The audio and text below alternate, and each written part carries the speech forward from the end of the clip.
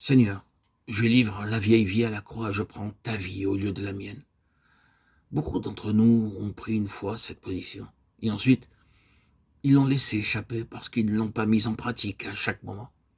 Ils ont oublié qu'une fois n'est pas assez. Ce doit être portant toujours la mort de Jésus afin que la vie de Jésus soit aussi manifestée. 2 Corinthiens 4,10. Nous devons garder le fondement de la croix, clair et vrai, dès le départ. Les deux aspects doivent aller ensemble, la vie par la mort, et la mort comme la base de la vie, tout le long du chemin. Après avoir pris notre place avec Christ, ce qui veut dire que nous devons abandonner résolument la vieille vie à la mort, le diable dira, « Tu as dit que tu étais crucifié, n'est-ce pas? Que dis-tu au sujet de ceci ou de cela? N'est-ce pas le moi ?» Alors nous devons, avec à propos, dire simplement, « J'ai tout livré à la croix.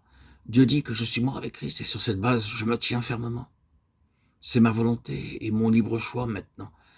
J'apporte donc à la mort cette manifestation du moi et en réclame la délivrance. Ce n'est pas une théorie, ceci a été prouvé. Si nous persévérons sur cette base moment après moment, nous serons alors amenés sans arrêt en conformité avec sa mort. Car non seulement vous devez prendre par la foi la place de sa mort comme étant la vôtre, mais vous devez effectivement être amenés dans la conformité à cette mort jusqu'au bout. Alors que vous vous tenez sur le fondement ainsi présenté, l'Esprit de Jésus prendra possession de vous de jour en jour. L'Esprit de l'agneau se manifestera de plus en plus par vous, et vous serez étonné de constater que là où autrefois vous auriez voulu vous battre pour vous-même, l'Esprit de Jésus règne maintenant. C'est la voie de Dieu pour nous délivrer, sa manière de faire pour nous élever directement hors de nous-mêmes, dans une nouvelle sphère, et de nous conduire à connaître dans une vie pratique l'Esprit et la vie de Jésus. Ignorez-vous que nous tous qui avons été baptisés en Christ Jésus, c'est en sa mort que nous avons été baptisés. Romains 6,3. Après que Dieu a dirigé sa lumière pour nous sonder et nous a montré ce que nous sommes, n'est-ce pas un soulagement intense que de retourner au calvaire? Grâce à Dieu pour la mort de Christ, Dieu dit que je suis devenu une même plante avec lui, dans sa mort. J'ai été planté dans sa mort, afin que, comme Christ est ressuscité des morts, de même nous aussi, nous marchions en nouveauté de vie. Romains 6,4.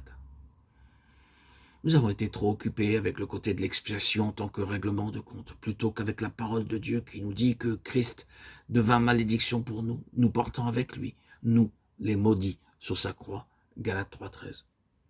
Oh, qu'il nous emmène plus profondément dans la connaissance de sa croix afin qu'il y ait plus de place pour la manifestation de sa vie.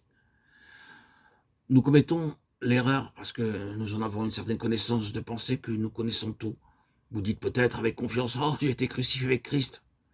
Mais vous pouvez être sûr que vous n'avez pas encore approfondi sa signification. C'est sur cette seule base que la lumière et la vie de Dieu peuvent couler en nous. Ce n'est que dans la mesure où nous consentons à ce que la mort de Christ agisse en nous par le Saint-Esprit que l'eau torrent de sa vie pourra emporter tout ce qui entrave son écoulement. Des fleuves d'eau vive couleront de son sein. Jean 7,38.